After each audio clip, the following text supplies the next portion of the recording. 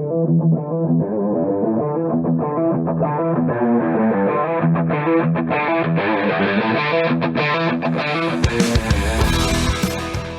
to the Automotive Diagnostic Podcast. We're going to explore ways to sharpen our diagnostic skills, find learning resources, and hear from experts in the automotive field. Hey, what's going on, automotive world? Welcome to another episode of the Automotive Diagnostic Podcast. My name is Sean Tipping, and I'll be your host for today's episode. Joining me on the show this week is Gustavo Robles. Gustavo is a Toyota technician out of California. He's the foreman in his shop. He helps out quite a bit with the diagnostic side of things to keep the shop rolling efficiently. He's recently discovered the aftermarket diagnostic world, meaning things like YouTube, Facebook, this podcast. He's really been interested in all the knowledge that's out there and all the really smart people that are running YouTube channels and Facebook groups out there. So we're going to talk about that, his role in Toyota, some of our experiences in the field. Just as a warning, there is quite a bit of profanity in this episode. So if you got little ones in the car or that's just not your style, you've been warned here. But Gustavo's quite the outspoken character, so he doesn't hold back. And just be prepared to hear plenty of F-bombs. But, hey, we've all worked in shops before. I think most of us are pretty used to it by now. One more note before we get going. I have Mike Christofferson's EPROM class coming up here June 3rd and 4th in the Twin Cities, Minnesota area. I still have a couple seats open for that. So if you're interested in joining us for that class, hit me up. My email will be in the show notes. Just send me a message and I will send you all the details. We'll get you in, but jump on those seats before they fill up. All right. Other than that, let's jump in. Good evening, sir. How's it going? I am doing magnificent. How you doing, dude? Good. I have no complaints. It was above 60 degrees here today for the first time in several weeks. I think we've only had one other day this spring where it's above 60, but it's supposed to be 70s next week. I am so excited. It's been That's good. Hell yeah. And then you live out there in Minnesota, right? Yeah. It's been a long wintry spring. Yeah, first of all, let me say, anyone that works in icy fucking cold ass climates, my fucking respects, dude. Fucking, I feel like you deal with corrosion shits and rust left and right. That's the fucking worst. Yeah, you get used to it for sure, but man, it can be a hassle for sure. And you're out in California, right? Yeah, it's a fucking. I have it hella easy, dude. I don't do shit. I know how to deal with rust. I hardly deal with corrosion issues, Mm-hmm. I only have corrosion issues if like a window installer installed a window like crap and it left water to come in and it usually falls into like the kick panels, that's where it bunches up with the other connectors are. Yeah, and that's usually the only time where I see it. But nothing like corrosion outside underneath the diff because it's fucking salt in the roads or whatever. Nothing like that. Sure. What part of California are you in? I live in a town called Woodlands by Sacramento. Okay. All right. And I work at a Toyota dealership in Vacaville, which is, I don't know, like 30 minutes from Woodland. So it's a little drive. Nice. How long you been there? I've been there it's going to be 4 years now. Okay. Damn, time fucking flies, dude. Holy shit. Yeah, no kidding. Prior to that, what was your experience in the field? So me and my brothers, we opened up our own shop in Woodland. We have our own custom shop, and we do anything and everything, dude. If it has wheels, if you want to do a wide body, fucking LS swap, whatever it is, we can do it. It's just that I got married, and startups don't usually pay the bills all that well, so I had to bounce, sadly. So I got a job at Toyota because we did a full car build for the Toyota I work at for the wife that works there. She has a Scion FRS. I'll send you pictures of it later. It's a Scion FRS. We did a full ass wide body kit on it, and she didn't want to do anything engine wise, but we did a bunch of work to it. And because of that, when she heard I was looking for a job, she fucking just jumped on me, dude. She was like, I want you here now. So that's Nice. how I got started working there. Yeah. Okay. That's awesome. Hey, you like it at But Toyota so far? I mean, 4 years in, you must be okay with it. dude, it's fucking it's nuts, dude. It's really fucking repetitive. Like Mm-hmm. I fucking want to shoot my brains out once a day. But I'm kidding. No, no, no. But the one thing I didn't know was the whole stories, bro. Like doing ROs and shit. Like you have to write a fucking essay, dude. Like for every single car, and if you leave out any information, the the service writer's trip or the customer like, oh, why didn't you explain this and this or whatever? I don't know. It's tedious, really fucking tedious. I didn't know that you have to do a lot of typing, like a lot, dude. Like I feel Yeah. like I spend half of the day typing, especially for warranty work, dude. If you do anything warranty, oh my god, you have to put at this connector check this connector pin whatever, check for power or ground or check for signal or whatever, Uh-huh. dude. It's fucking nuts. No. Okay. So and I remember being at a shop and having to write the story like that. But have you been in a situation where that's saved you maybe a few months down the Oh, road? dude, fucking speaking of the devil, dude. I have a car that I did, and it's an old ass fucking Tacoma. I did a '92 Tacoma. It wasn't warranty, it's a '92 Tacoma. Mm-hmm. And we did the guy. It came in with the low compression all across. It had like in one cylinder, it had like maybe 10 psi, if that. It was like a '93 Tacoma, and I did the works. I checked it out, tried verifying it, what it was. I condemned it as piston rings. I filled the cylinder with a little bit of oil and just cycled it, and fucking compression jumped up to like 190. So I was like, all right. So rings are bad for sure. And my service supervisor sold them a used engine from LKQ, and that engine it came in. I took out the old 22R. That's what it was. I took out that engine and put in the new one or the used one. And oh, dude, that thing was horrible. The new engine had a rod knock. Really? Yeah, the new engine had a rod knock, and so I finished the car, finished the engine. It's all in. So then I'm like, all right. So now I gotta type my story. So I legit typed out an essay. I explained everything I did, everything I didn't do, all that stuff, and I noted down the knock. And so it stayed like that for a while. The customer came down to like look at it, and the dude was like, "Oh, that's not a knock. Oh, just a sound. It's breaking. I'll take it like that." And I'm like, "Bro, like it's bad, dude. It's I would remove spark plug number 2 in front of him. I would remove spark plug number 2, and the clapping kind of go away. Sure. So when I did that and I showed him, he was like, "Oh, no, that's fine. Don't worry about it. It's breaking." I was like, "What the fuck, dude? What the hell's going on?" So yeah, dude. So I did a really good story. I covered my ass, and long story short, I think homeboy wanted to go to bar, dude. He wanted to fucking. Oh really? He tried going to that level, but I did a really good story and it covered my ass. It really protected me and it protected the company because I was like, dude, I literally told you not to take it, and he took it. So I mean, we're gonna take care of him. We're not like that. We're gonna take care of him. It's just that it sucks that he had to like elevate it when he didn't need to. You know what I mean? Yeah, exactly. No, I remember when I first started out, I had the guy who owned the shop. He was really good on us to like, you got to write down every single detail. And yeah, it was a hassle for sure. It definitely takes up time of your day. And maybe like me, my writing skills aren't that great. So I have to get better at that. But having that mechanic, yeah. I always say I gave up being an English major so I could be a mechanic. So no, fuck yeah, dude, hell yeah.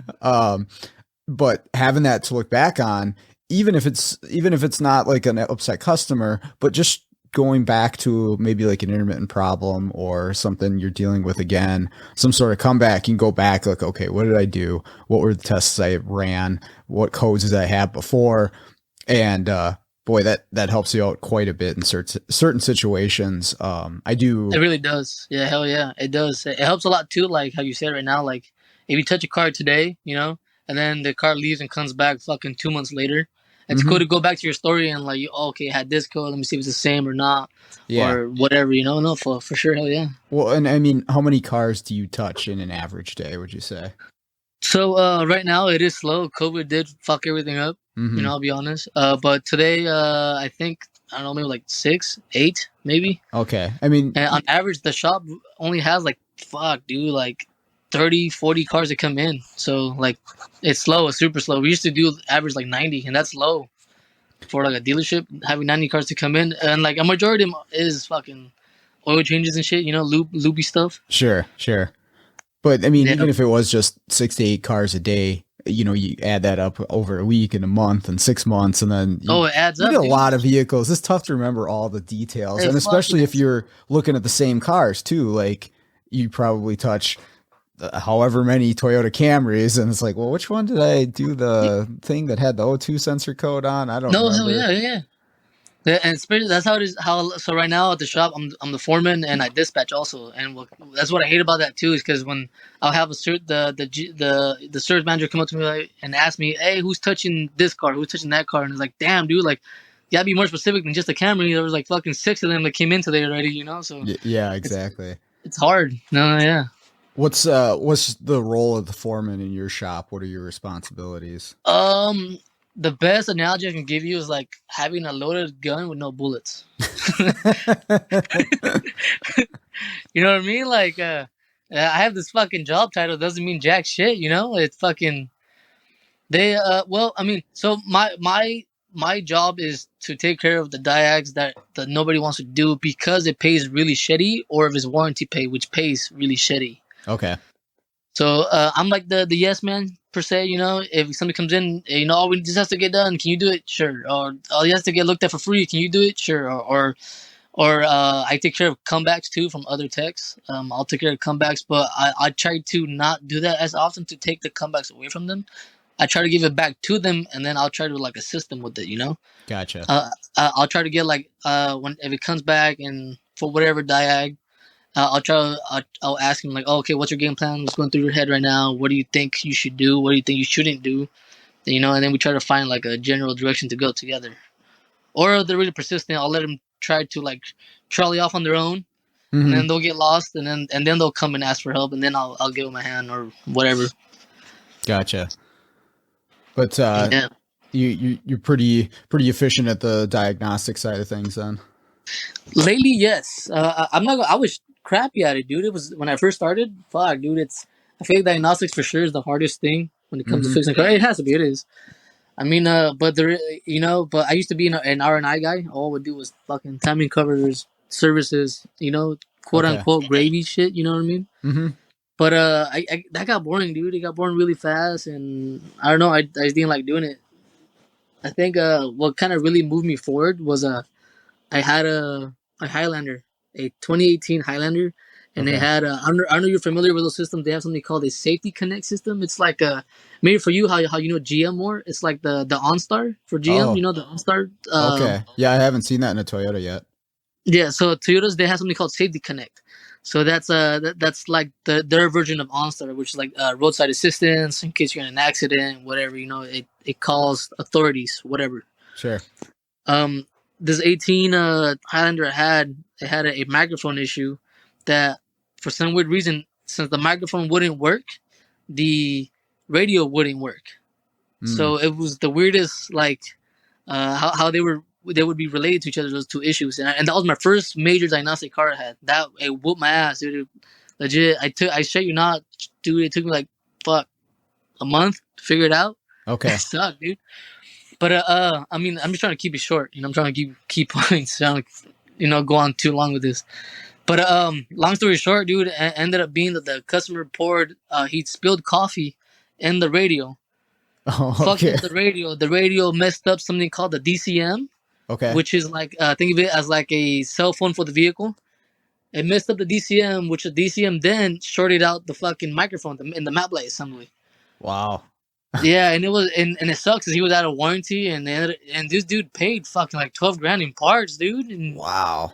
for 18 Highlander, I was like, bro, go trade this shit in. What are you doing? That's nuts. No, but yeah, it whipped my ass, kicked my ass. But that, like, when I finished it, oh my god, bro, that shit was fucking beautiful. When I finished it and the mic worked, I was like, oh god, I love this. Isn't that a This is great the best feeling feeling? ever. You finally beat it. You're successful. It's like, yeah. Yeah, dude, it's fucking amazing. I love it. Shit, it gets me high. It gets me going. Yeah. So that moved you into pursuing that a little bit more. Yeah, that moving into doing that more often, and I like it, dude. I really do. it does have its days when I was like, fuck, dude, this thing. It's like today, I had a fucking Lexus that was whooping my ass. That it does have its days when it makes you not want to like, damn, dude, why did I do this? Right, right. You see somebody else, just getting that gravy and having a nice easy day, and you're getting your butt kicked. But I think that challenge is what I like about it. Not maybe not in the moment, but when you're done, when you finally figure it out, you get through it. It's a good feeling to, I don't know, more than just like putting on a set of brake rotors and pads or something like Oh, that. exactly. It's a Hell little yeah. different accomplishment that you get from solving some difficult problem or something. I do have one question for you though. How you used to have like that? You used to work at a dealership, right? Like or had or something like that similar. I did a Firestone for a long time, which it's independent, but I would say it's probably closer to, a dealership flow than your average independent repair shop.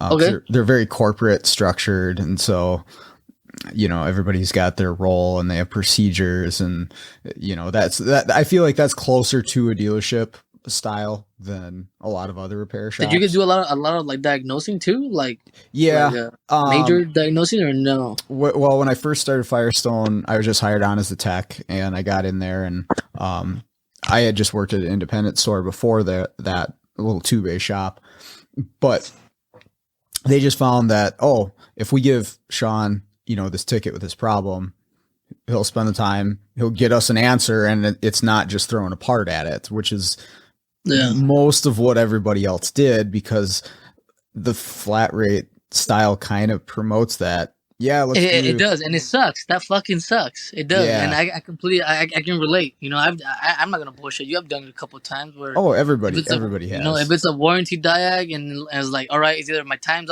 is on the line, it's either make some bread today or fucking go home with nothing. So it's like, but it's always like I wouldn't recommend the most random shit either. I would do something that would be close. I'd be, I think it's this. Well, that's the nothing. thing. We'd get an hour and a half for, electrical diagnosis or computer diag at Firestone. And when that hour and a half is like coming up and you're like, okay, well, I don't want to spend any more time on this. Do I just make my best guess based on what I see right now? Or do you actually continue on and try to do it? And it can definitely be tough if you're trying to make hours for the week, but I tried my best to really give honest answers. And the service writers like that because, they could sell the work, but they could save face with the customer too, right? They don't have to, they have to go with some confidence being a salesperson that, this control module is definitely going to fix your car for $800. And then when it doesn't, it's them.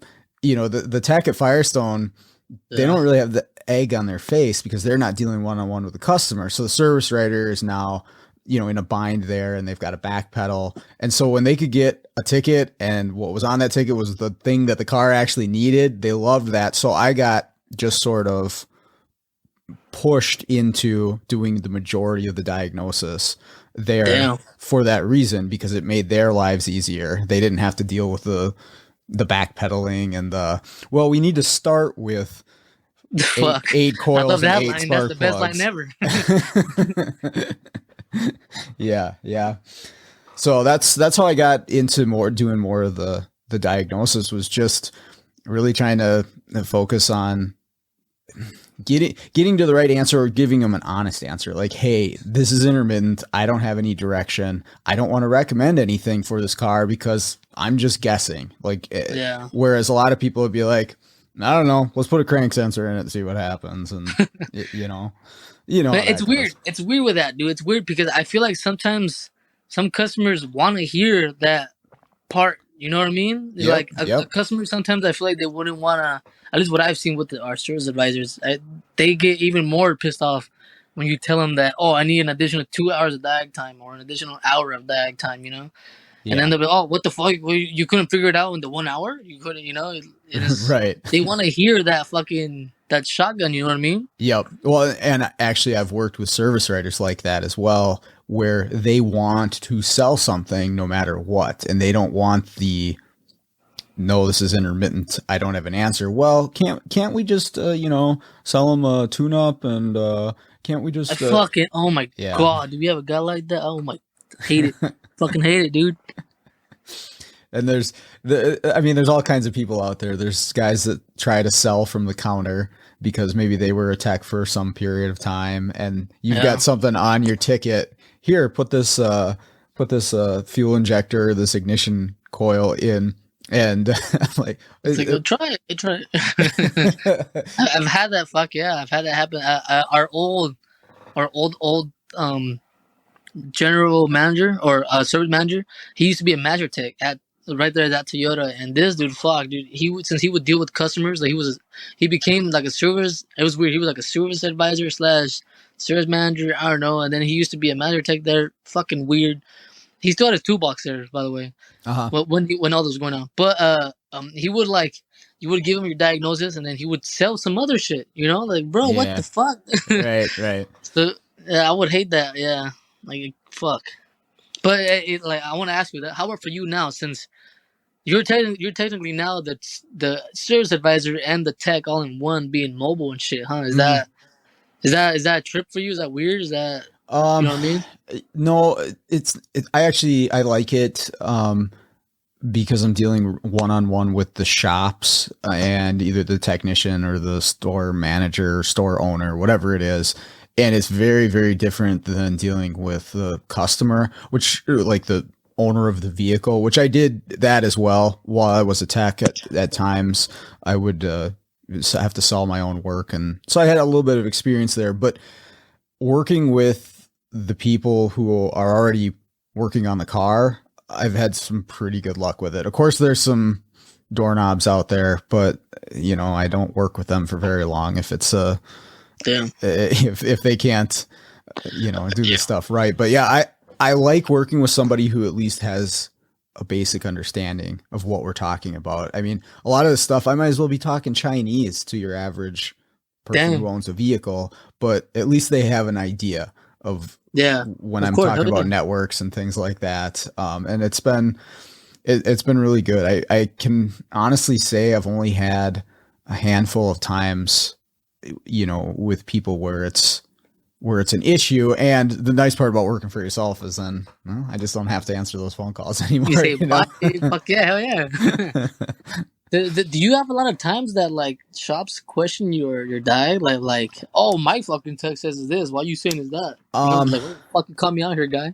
It's usually when I first start with a shop, like the first time or the first few times. Damn, you gotta prove yourself every time. Fuck, that sucks. Yeah, there's been a couple places. It's not every place, but I definitely had a couple places that are skeptical. And I had one shop. He wanted the part that I told him it needed. He wanted me to stay there until he got the part and put it on and saw that it was fixed. I was like, what the fuck? I was like, no, that's not how we're doing this. I was like, I know this is going to fix it. Here's why, here's my tests. But if it doesn't, I'll come back. All right. And I got him to agree with that, but I'm like, I'm not hanging out here waiting for the Napa guy to show up. It's crazy. But it ended up, it turned into a shop that I still go to on a regular basis, you know, because, I get it. Just some random guy. He got my number from somebody. And some random guy is going to come in and, you know, charge him a premium rate to tell him what's wrong with this vehicle. I might be skeptical too, you know, but I try to do show them my tests. Okay, here's what I measured. Here's how I got to this conclusion. Here's why this part's failed. And I mean, if I can, I'll bypass the part just to show them, here, this will work once you have X in place, but it doesn't always work that way. So, damn. No, I don't know, dude. Like, I don't know if I could do that, dude. I don't like sometimes me being the whatever. Again, bringing back this dumbass title, but me being the shop foreman, I have to go on. I do like 99% of the customer ride-alongs. Let's say if a customer's like, "Oh, I hear this wind noise," and then they're like, "Oh, I want to go with the tech." Son of a bitch, and I gotta sit in the car with an old lady that doesn't listen to music while driving, so all you hear is normal wind noise, and you're sitting there for 30 minutes trying to tell her, "Hey, bro, that shit is normal." And she's like, "No, I paid fucking $40,000 for this Highlander. Why I shouldn't make noise?" No, ma'am, that's your issue. You bought a Highlander, not a Lexus. What's wrong with you? Yeah, dude, I'm not trying to bash on it, but fuck, bro, like, yeah, I do, yeah. There's you meet a A lot of interesting people out there. I remember because I would go on test drives with customers. This is at the first shop I was working at. I was probably 19, maybe. And I went on this test drive with this lady in this Suburban to listen for a noise or whatever. I don't even remember what it was. And we're driving around and we're listening for this noise, whatever, just kind of chit chatting. And all of a sudden she starts talking about her ex-husband who she's recently divorced from. Oh, damn, And she was falling in love with you, bro. She's like, hey, what's your number, dude? Let me get it. it turned into like emotional breakdown. We're pulling back into Shut the the fuck shop up. parking lot, and this lady's like sobbing about what's going on in her life. And I'm a 19-year-old kid. I'm just like, so you want me to fix your sway bar link or what's the deal? I was so uncomfortable. I wanted to get out of that car as fast as possible. That's hella funny, dude. What the fuck? But yeah, you meet some interesting people, and the people that drive their vehicles. I mean, there's such a range of how people treat their cars, and that noise that you're looking for, it might be because that person is driving that vehicle like a complete maniac. And Yeah. I never did that on the test drive, so I needed to go with them to see it. And I'm like, oh, okay. So I drive this like I'm trying to kill somebody, and then I can hear the clunk on the front end. Okay. Fuck. I remember one time I had a drive along on a what was it? I think it was like a newer Highlander. Yeah, I think it was a newer Highlander, and it was this guy would complain that, oh, when I come to a stop, like the transmission does something weird on takeoff. I'm like, okay, so I went with him, and he got it to do it, and it would do like a weird like clunk going forward, Mm-hmm. and I was like, okay. So then I was like, well, what are you doing to make it to do that? Oh, I'm hitting the brake and the gas at the same time. I was like, what the fuck? I was like, why are you doing this? First of all. Yeah, right. And then I told him, I was like, hey, have you tried not hitting the gas and the brake at the same time? And he's like, you know what? I'll try that right now. And sure enough, fucking never did it again on the test drive. I was like, all right, buddy, where's my 185? Give me my hour. Yeah. Yeah, there's been some stupid ones like that too. The one that I got, it was almost every spring, I think, because in Minnesota you don't use your AC for a good 6 months out of the year, so you never hit that button on the dash. And old ladies would come in to the shop with their AC not working. I mean, maybe sometimes it was actually needed a charge or whatever, but a lot of times they just forgot. Oh, I have to press this button on the dash. I think I recently just talked about it on the podcast, or maybe it was my students. So you know it's not every vehicle, but a lot of vehicles will have the little emblem above the recirculate button, and so Yes. when you hit the recirculate, it's a little picture of a car, and it's got a circle with an arrow on it, so like you're recirculating the air. But then some of them will have a button or an emblem for when you're drawing air in from the outside of the vehicle, you know, the opposite of for fresh air. Yeah, and so that picture is a little outline of a car, and if you imagine an arrow coming straight in towards the front of the car diagonally with the arrow pointing in, that's the emblem for drawing air from the outside. Well, so this lady, she brought her car to Firestone, and she said her hood jar light would not shut off. And we're looking at it. We're like, this thing doesn't have a hood jar light. And we're like, it doesn't even have a hood switch. Like, it was just like a Mazda 3 or something like that. Like, it doesn't even have it. So we had to get her out here. Like, what are you talking about? And so she points to this little light on the, and it was kind of up on the dash. It wasn't in the like typical spot for an HVAC unit, but she points at it, and we had to explain like, oh no, that's not your hood jar light. My hood light doesn't turn off, man. What the fuck? But now, so every time I see that logo in a car, I think it kind of looks like a little hood, but I would have never thought that. Now you fucked me up, fool. You fucked me up for life now. Every time I see that in every car now. God damn. Yeah. People are interesting, that's for sure. Yeah, fuck. Now I wanted to also ask you, how'd you get into the whole mobile diag, dude? That's like a fucking bold move. Oh, and also, dude, like, after hearing your podcast, bro, like I did not realize how many fucking scan tools you need to Oh my be God. like It's an never after ending. not aftermarket, but like like someone that touches anything and everything. Is what I'm trying to say. Yeah. Yeah. If you want to And try and I did not realize. I was like, oh, you just need one snap on fucking scan to your titties. Hell no, dude. Like you have some people on here that have fucking 4, 5, 6, 7. Holy crap, dude. yeah, I got it easy. I just need just the one. That's just nuts. the scan tool thing is crazy because it's never ending. They're But fucking expensive. Like it, stupid expensive for no reason. it is very expensive. But if you can charge correctly, if you have the solution that other people don't, that's the way I look at it. Is if I can charge a premium rate for this because someone else can't do it, okay, well, then it's worth the investment. But that's the tough part is, do I spend $2,000, $3,000 on this tool? Am I going to get enough calls on it? And so what I've been trying to do is just gauge, if I get a call on something that I can't do yet, I'll jot it down and say, okay, I got, this many calls on this. It's time to buy this tool, because then it would make sense on a return on investment. But then it it always seems whatever tool I buy, I end up not getting a call for that for like 6 months. Oh yeah, dude, that's the game. That's how it works. Like literally, what did I buy? I bought fucking. Oh, I bought a UV light, fucking a black light, right? Because I keep having to borrow my coworkers for AC diags. Mm-hmm. I finally bought one. Tell me why, dude. I've been fucking used this and I got it, and it's been like fucking 4 months. Yep, exactly. But yeah, so the way I got into the mobile thing was my first summer after I started teaching. It was weird because I'd been tech my entire career since I got out of high school. And then all of a sudden I wasn't working on cars besides a little bit teaching. And I was like, I gotta stay up on this somehow. And I could go back to a shop for the summer and maybe a little bit during the school year. I didn't really want to do that. But I was just I was just on Facebook, in some of these technician groups, and seeing that there were people out there that did this. Cause I didn't even know it was a thing. I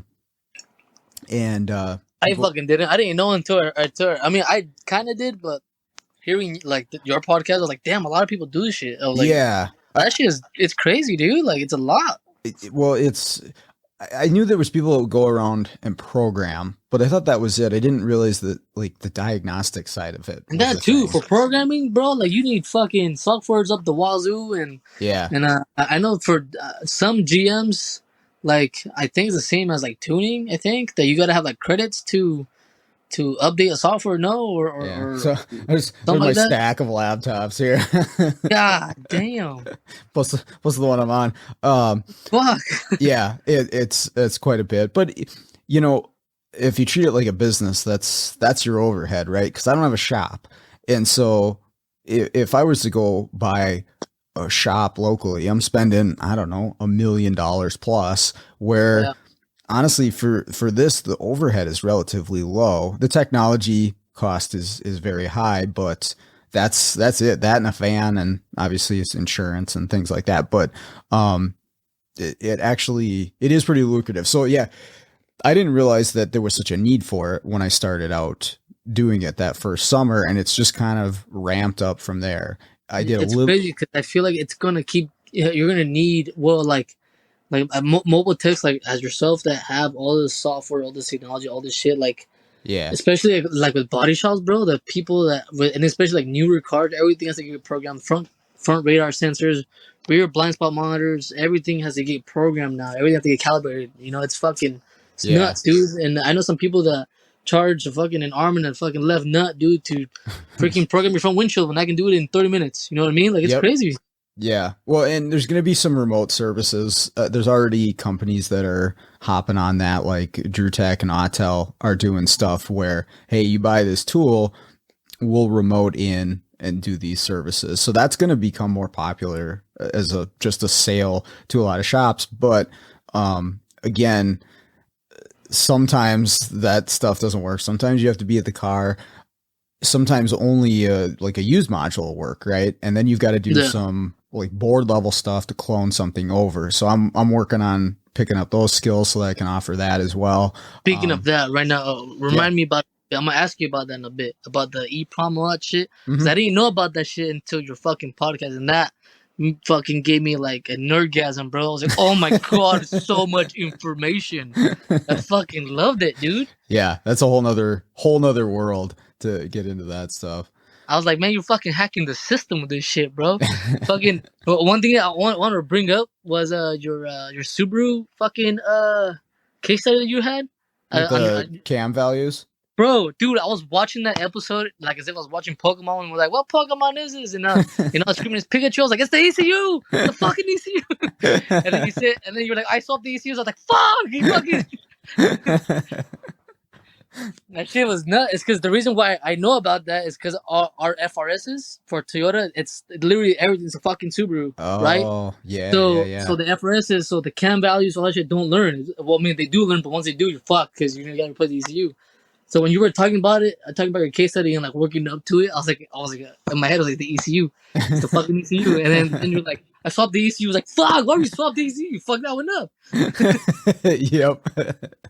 Yeah, that was an interesting one where I broke another car, but that's struggling through those ones. That's where you learn it. I'm going through it on a Nissan right now with some TCM stuff. I'm not to a conclusion yet, but I'm getting my butt kicked, but I'm learning a lot along the way on how this how some of the TCM learns some of the data within the CVT. So I'm getting there.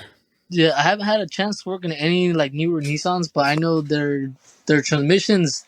I mean, the CVTs are in general, any CVT is pretty poopy, but yeah, fucking they do. I do know that they do have some weird ways that they learn, like shift patterns and shit like that, and initializing shit like that. I know it is a little bit weirder than other cars per se, but yeah, dude, that fucking Subaru, I was like, no way. And then the way how you fucking well, what'd you do? You saved the data from a newer one or whatever the fuck you hacked it. I don't know what the hell you did, and you put it into the other. You see, that shit was nuts. I was like, that I'm putting that shit in my back pocket, but I don't even know how to fucking do it. Yeah, well, you needed a known good or a computer out of one that didn't have messed up cam values, and then it's as simple as copying and pasting, and then it'll work. But you have to open it up, like yeah, but those ECMs on those ones, it's like 2 clips and you can pop it out, and it's pretty straightforward.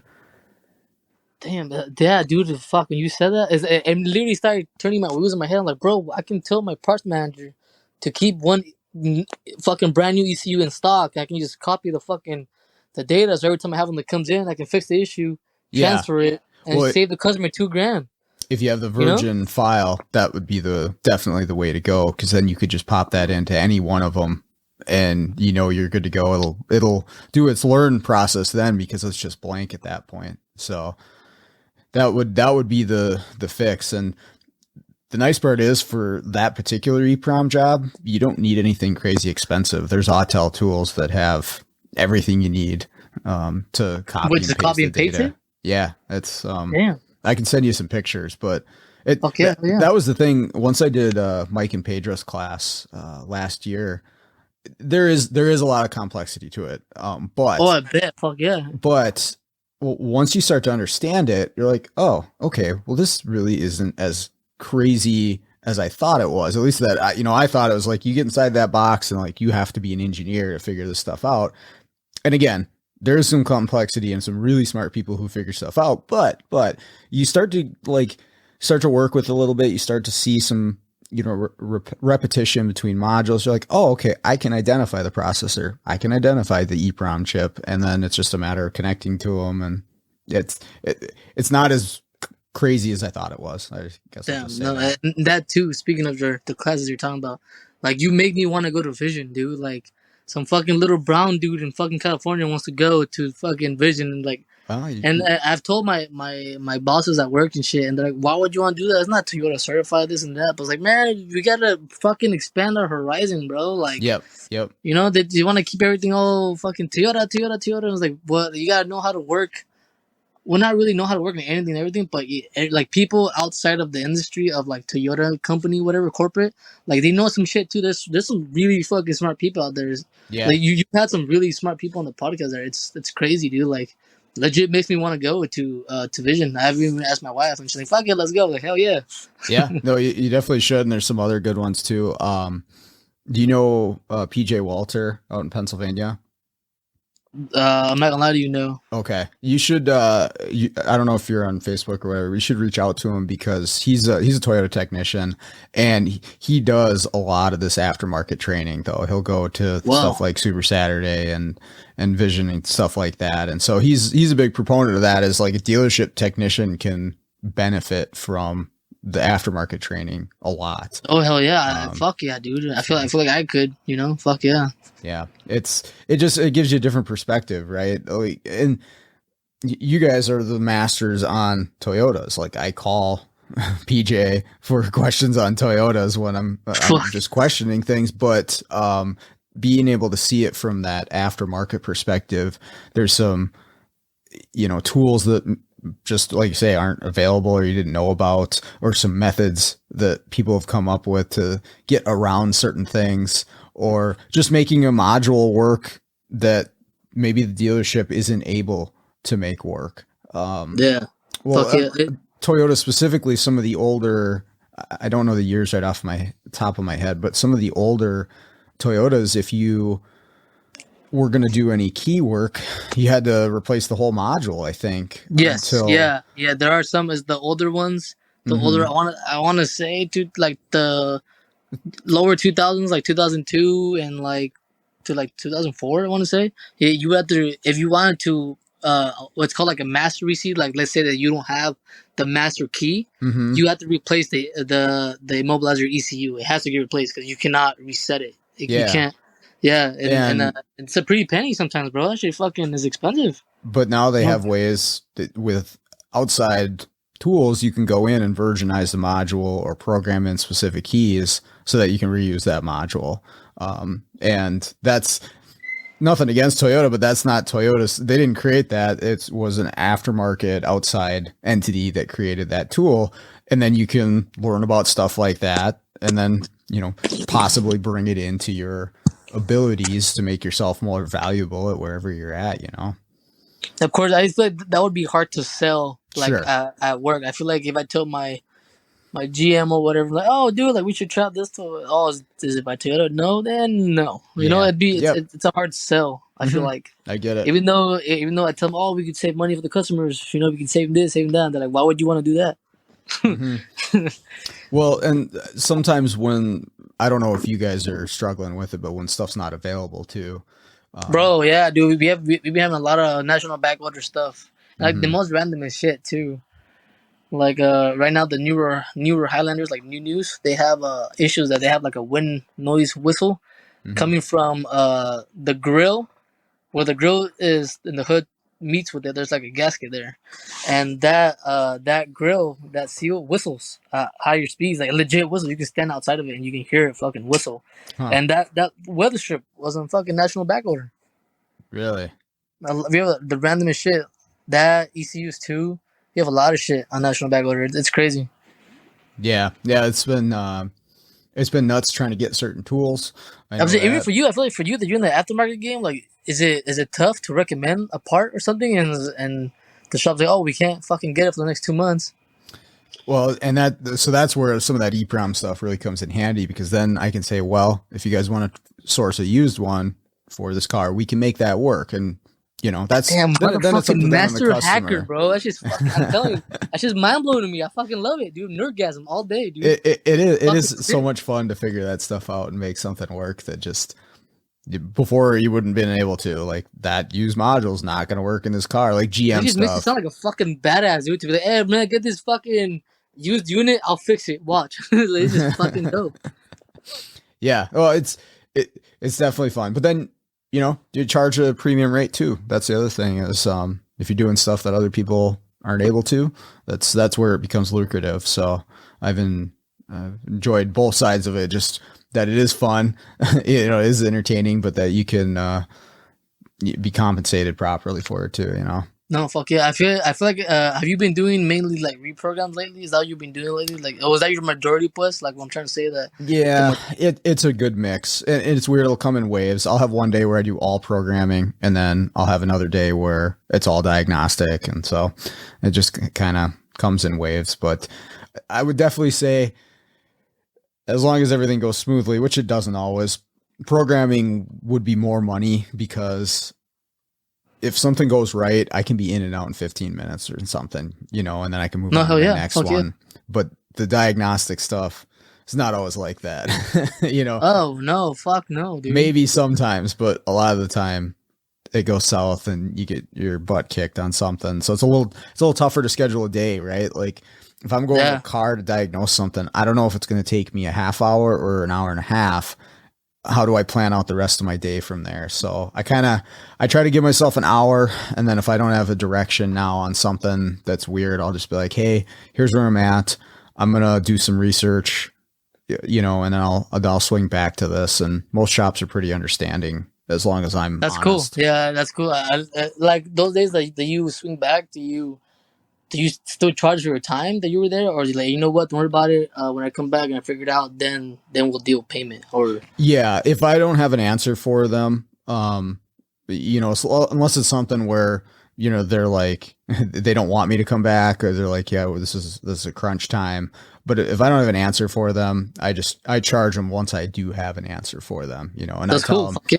Oh I'm yeah, gonna go do some research, I'm gonna do some reading, I'm gonna talk to some people, and I'll come back with a plan. And a lot of the times, you use some networking, some people that you can go back and then you have a plan. It's like boom, boom, boom. You got this figured out pretty quickly and then all works out okay. And I don't know, the ones that it doesn't, I just kind of consider those learning experiences, on the job training. And fuck hopefully for the next car that I get, I'll be in a better position. That goes back to what you were saying earlier about documenting stuff. I've been doing that a yeah, ton lately.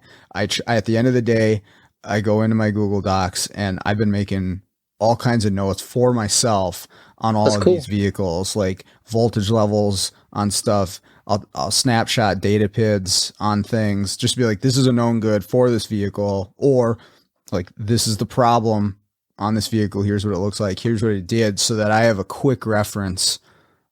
Who knows, 5 years Yeah, down the road when I no, have yeah, the yeah, same hell yeah, hell issue, yeah.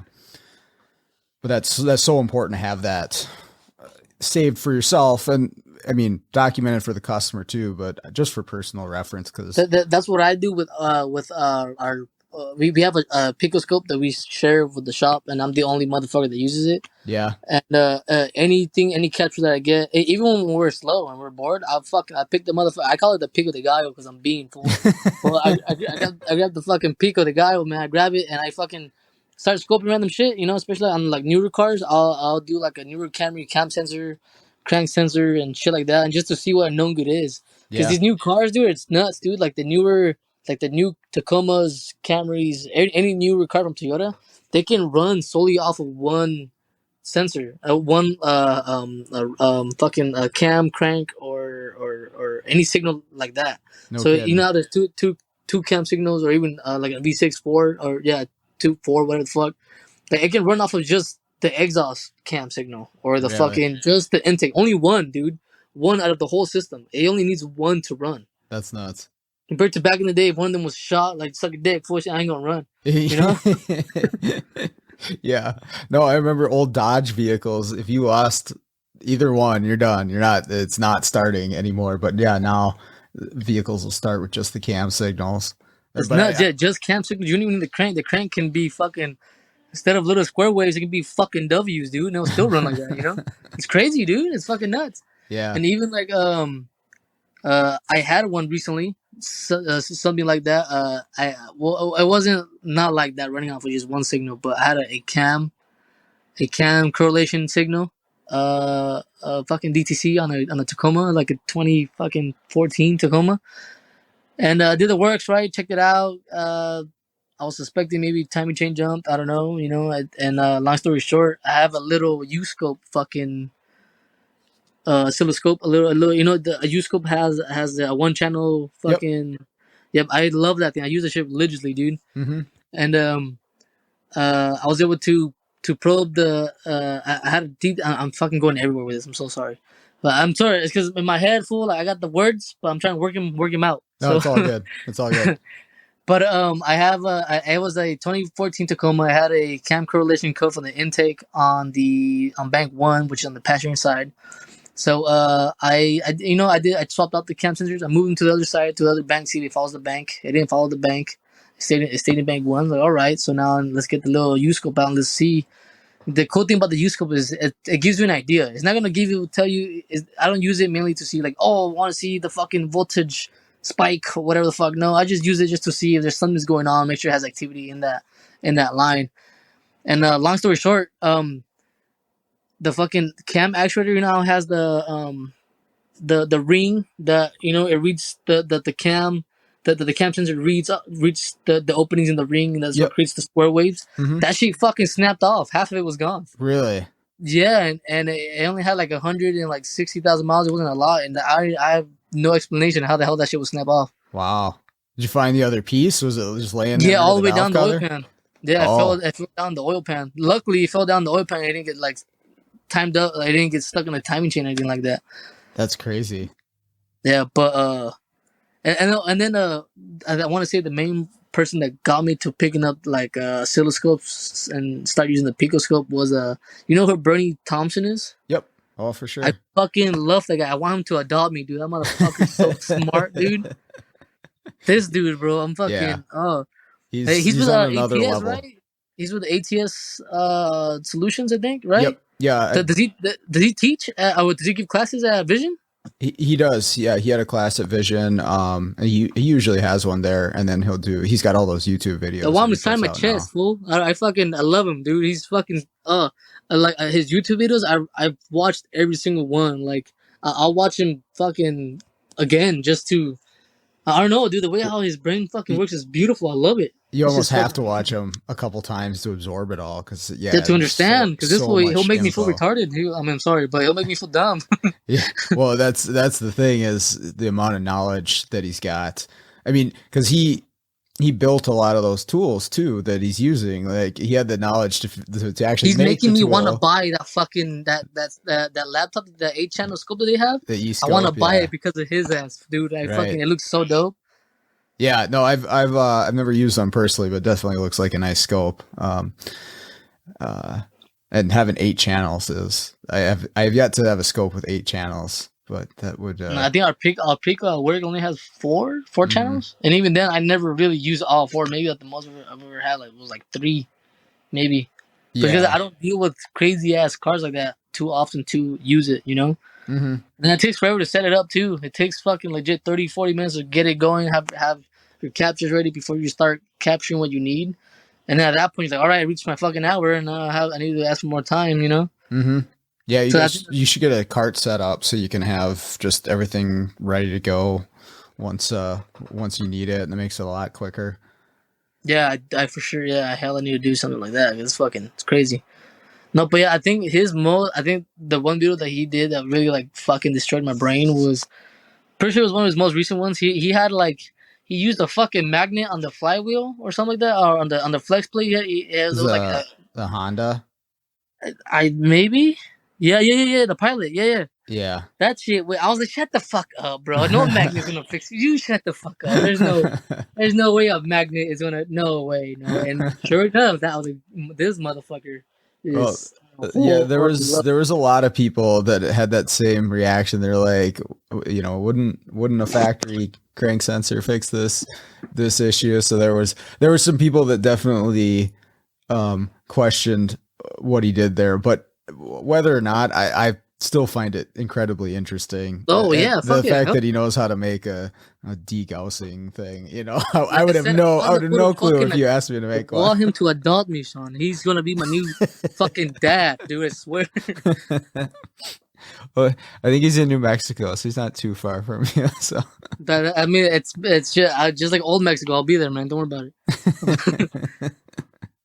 No, yeah, but dude, I honestly, I would kill a dude to fucking just to be with him for a day, just to like watch him diagnose shit. I don't know, it's nuts. Like that's what I aspire to be. I want to be like that. That's fucking I don't know, like having those crackhead ass ideas. I'm sorry, but having those fucking those ideas to do something like that is crazy. You know, Well, that was motherfucker what I was thinks, going to ask you is what do you see yourself doing in the future as you keep growing in this field?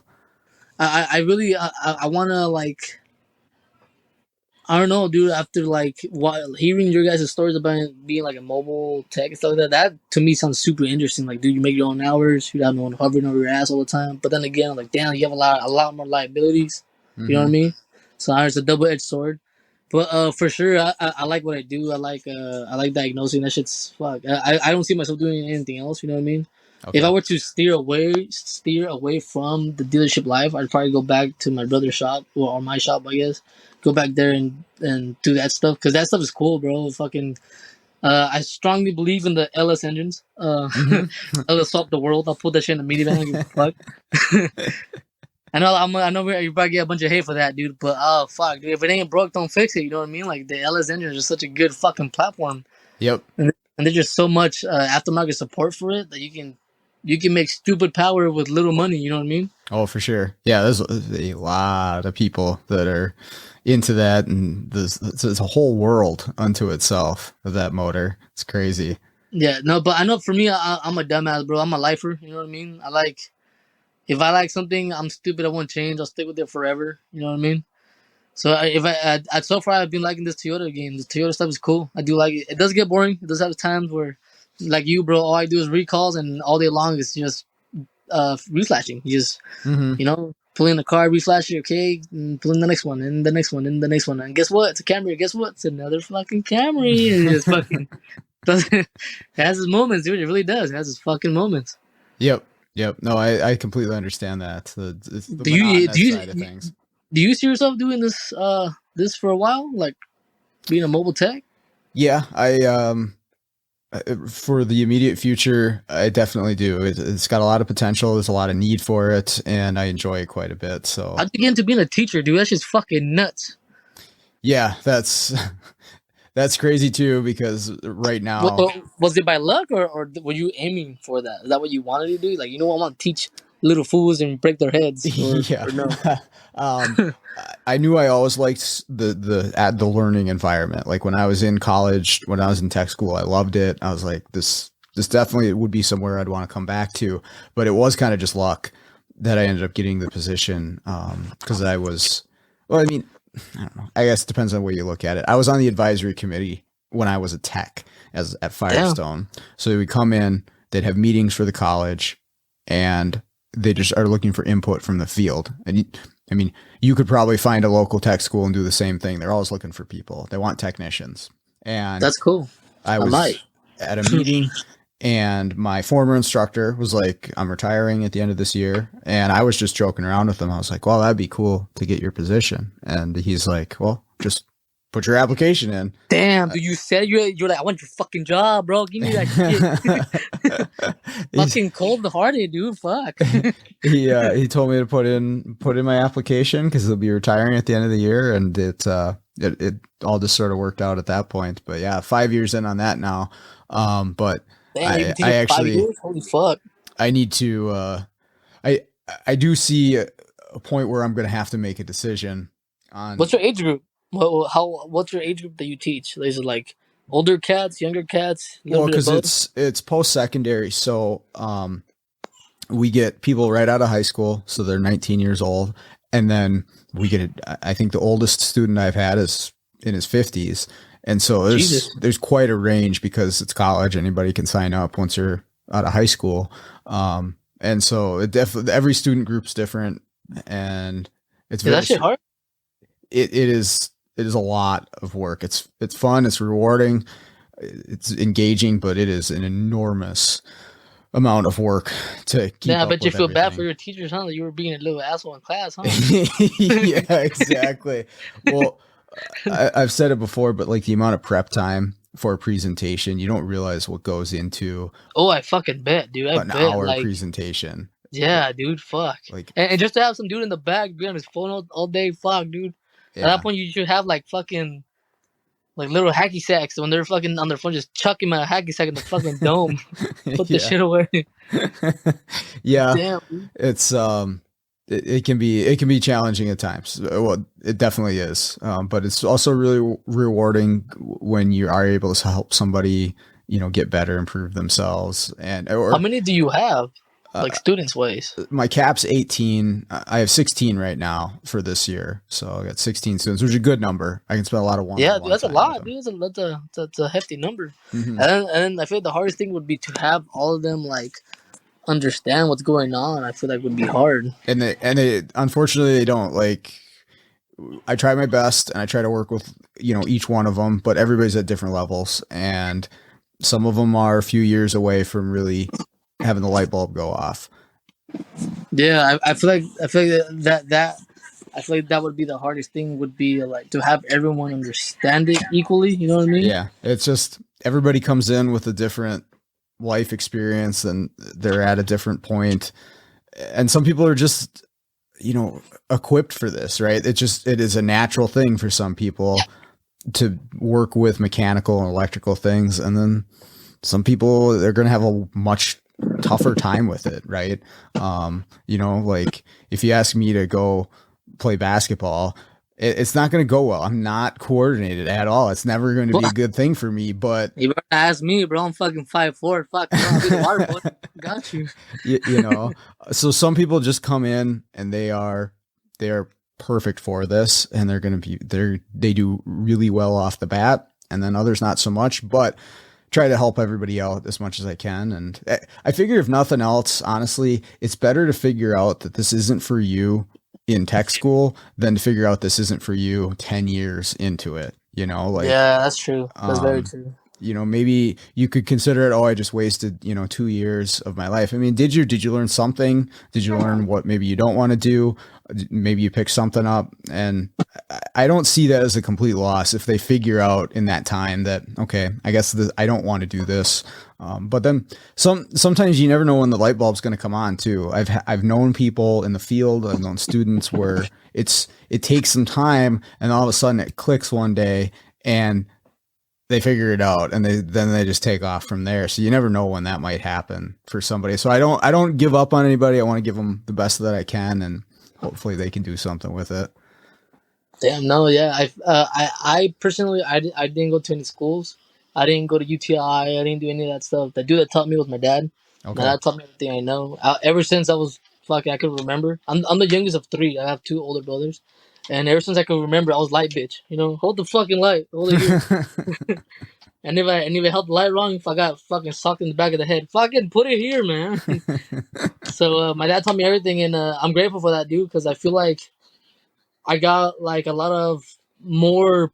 I don't know how can I explain this.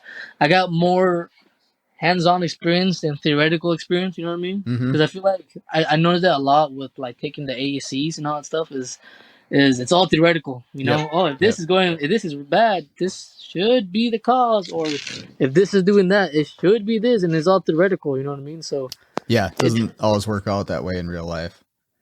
Yeah, it's all different. And my dad taught me everything I know, and my dad, like, I feel like he gave me a good fucking solid base, and to do what I do. And even now, the only schooling I have now is at work. They send us out to Toyota courses, Toyota classes, and all that stuff. And those instructors are fucking smart, dude. Some of those dudes are holy crap. Like, you should not go work for NASA. What the fuck you doing here, dude? And no, for real, dude, because it's these classes are cool, and they really dumb it down so that anyone can understand it. Really straightforward, and I think the best class I went to was their electrical class. Okay. Because I feel like when I first started off, I had a hard time understanding how fucking electricity works. You know what I mean? I know, as dumb as it sounds, understanding how voltage works, how voltage drop works, how all that shit works, like it was rocket science to me, and yeah, well, and after taking that class, like, holy fuck, dude, this is like way easier than I thought. I made this hard for no reason, It's funny you say that. Sorry, I didn't mean to interrupt. No, you're fine. I had a student today that was saying something similar. He's about to graduate. We're almost done in like a week and a half, and we were just talking about electrical and stuff. And he's like, when I started, I didn't know anything about electrical besides, you flip the switch and stuff comes on. He's like, it might as well have been magic to me. And he's like, the more I do this, I'm like, it's just like switches and solenoids and coils. And he's like, this is actually way, way easier than I thought. And I thought it was magic. I was like, yeah, it's not that complicated. No, yeah, but yeah, it's nuts, dude. Like the whole electrical concept, it's crazy. It's a whole different ballgame on its own. Way more than wind noises and fucking timing covers and shit like that. Anything that involves an electrical diag is for sure. I remember each one, dude. It's just because each one when I first started, those were the ones that would whoop my ass. Like how I said in the beginning, that fucking mic issue that took me for a doozy, bro. That in order for me to figure that out, I had to do all kinds of fucking not voltage drop or something like that, but I would have to do like with the oscilloscope how to see what kind of waveform the microphone outputs. You know, you see like Okay. a waveform that outputs, or I would have to see like the main way how I found out that DCM was bad was I bypassed the DCM completely, and that was like one of my crackhead ideas. Cause I was like, dude, I could either burn a module or this works. And I wired the microphone directly to the head unit, bypassed the DCM completely, and it worked. The microphone started working. I was like, oh yeah, the fucking DCM. And then when I did it in my head, my brain is just fucking, oh my god, bro, this is fucking amazing. I love Fucking it. nerdgasm, bro. I'm telling you, dude. I don't know. And then electrical work, I love it, dude. That to me, I think it's fun. Yep. Except when it kicks your ass. When it kicks your ass, like I don't want to do this ever again. But it's awesome. Mm-hmm. Yeah, it definitely is. That's one of the parts about it I enjoy the most. Do you do a lot of do you try to focus on mainly just like diags or programs? So what do you aim for? Like have something that you specifically aim for or no? And also, do you change parts? Like do you no, huh? Like Yeah, yeah, I mean, I'll have they asked? Like, hey, can you fucking do it? oh yeah, for sure. Yeah. They'll definitely ask. I mean, I'll plug in a module, or obviously if I need to do a compression test, they'll take out plug in a coil. But yeah, I've had shops ask me. I had what was it the other day? It was a Dodge Dart, and they have I don't know if you're familiar with them. They have the unit under the valve cover that activates all the intake valves because they don't have an intake cam. It's this like big hydraulic unit that runs off of solenoids and oil pressure, and it needed a new one. And I told them I was like, there's special tools to install this that you have to use or you're going to break it. And they're like, well, can you come install it for us? I'm like, no, I'm not doing that. The one thing I do for shops actually, and this is, I don't know, people have told me this is kind of risky because if a motor pops, it's on me, but I will time engines for shops before they reassemble them.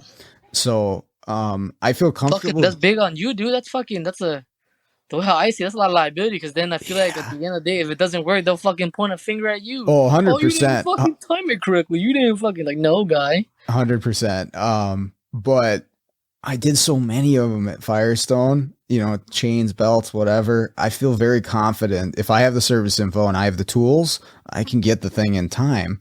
And so if a shop calls me, I'll do it. It's those Fords a lot of the time. And I have the tools. You put the bar in the cams or the holder on the front, the pin in the crank, put the belt on. It's in time, No, yeah, fuck yeah. There's an Audi one for like the old 2.8s. It's got a bar that goes across. Anyways, I guess that's one mechanical job that I'll do. But otherwise, no, I just tell them what to fix, and then they'll replace the part. Damn, so you're like timing belts all day, man. Fucking shoot them. Yeah, right. But yeah, if I were just to focus on one, honestly, the programming would be the best for my wallet. But I feel like, dude, you all day long, you're not getting dirty. You're fucking clean cut all day, dude. All you gotta do is just fucking pull up, push a couple buttons on the keyboard, and just let it do its thing. I know it's a lot more fucking complex than that, but well, and there's days where stuff doesn't go smoothly. GM server is down, or they update that a happens. tool. What the fuck? How the hell? Oh my gosh, it happens all the time. GM SPS is their system, has not been right since September of last year. They is that like for only the aftermarket guys, or even like at the dealer to have this issue? From what I've heard, it's at the dealership too that they. What the hell? So at the dealership, they have access to the previous version, which was SPS 1. and this is SPS2, but aftermarket doesn't have access to that unless you call tech support and get a special thing. So Wow. it's been a constant struggle. But then you find some workarounds and some other ways to do things, and you can still make it happen. But yeah, it doesn't always go smoothly. That's So the like, thing. what do you do there? Like, do you like, oh, you know what? I'll come back tomorrow. Let's hope it works. Sometimes you have to. The other thing that's been going on with the war with Russia and Ukraine is there was like cyber attacks on servers and stuff, and the Ford server was completely jacked up What for a the period fuck? of Out of time. all the servers, they were like, fuck Fords. Yeah, I think it was Snap-ons too was messed up for a while, so you couldn't get onto Wow. Pro Demand, and stuff like that. And so you run Speaking into of some that, yeah. I'm sorry. What do you use? Like, do you use what's the one that I see you've heard you mention a bunch of times? Something Identif fix Identif that shit. Yeah, Identifix is my one that I probably use the most, just because is I that better like. than all data? Well, it's different in that they have a lot of confirmed fixes for cars that were vetted by the staff at Identifix. So it's like, they'll say a module fixed this car. It actually did fix this car. And they'll Do they have run tech you through support? some tests. What's that? Do they have tech support? Yeah, there's a hotline that you can call. Wow, that's cool. That's It's dope. it's an additional fee, Are they but good?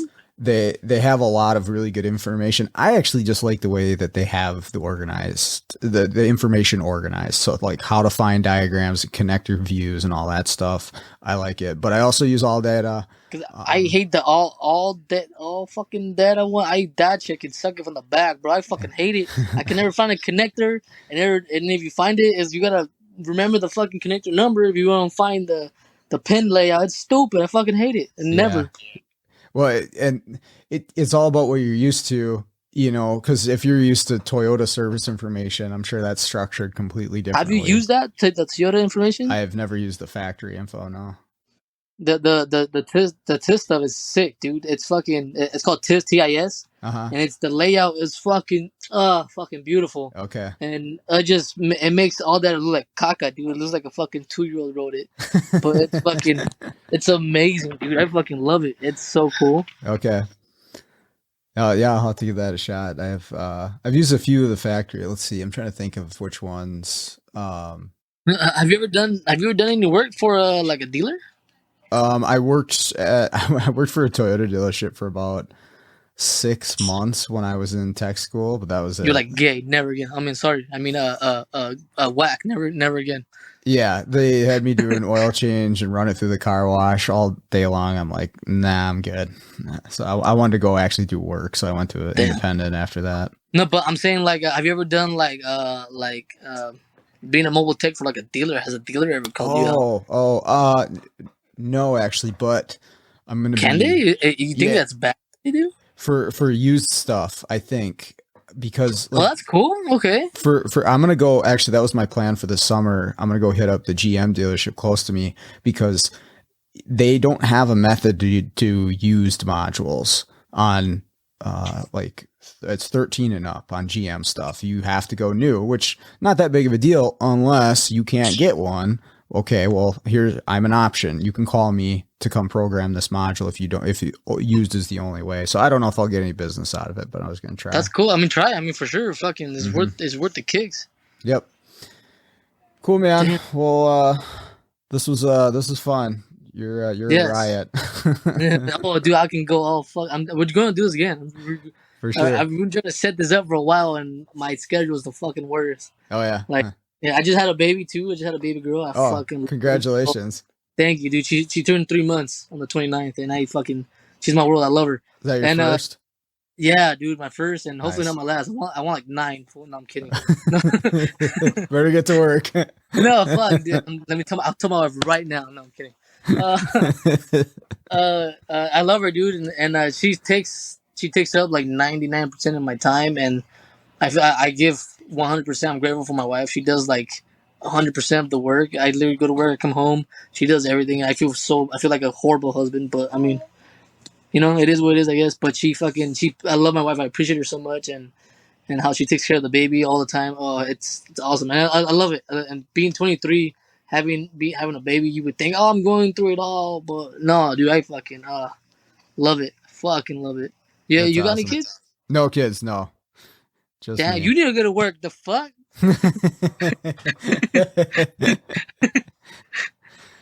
Obviously, I don't have time for anything else, so a kid God doesn't damn it, exactly work. damn. No, but yeah, dude. But for real, we'll do this again. Definitely, man. Definitely. And then the time zone sucks, dude. I'm sorry. Fucking It's all good. time zone's horrible. No worries. No worries. Okay, that's going to do it for today's episode. One more big thank you to Gustavo for joining me on the show today. Appreciated him spending the time with me. Also appreciate everyone out there who listens to the show and provides feedback. Keep that up. But other than that, let's all get out there, start fixing the world one car at a time.